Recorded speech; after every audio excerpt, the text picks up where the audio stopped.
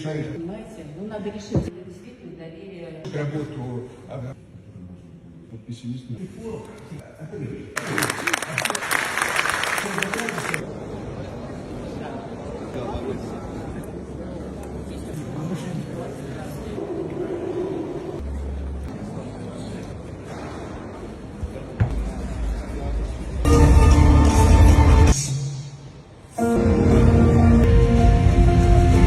Губернатор Санкт-Петербурга.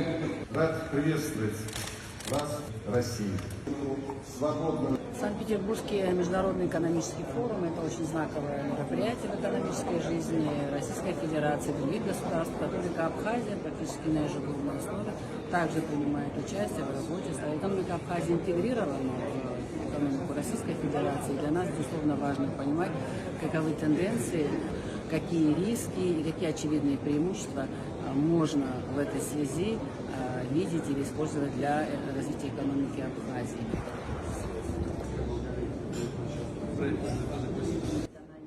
Хорошо, спасибо.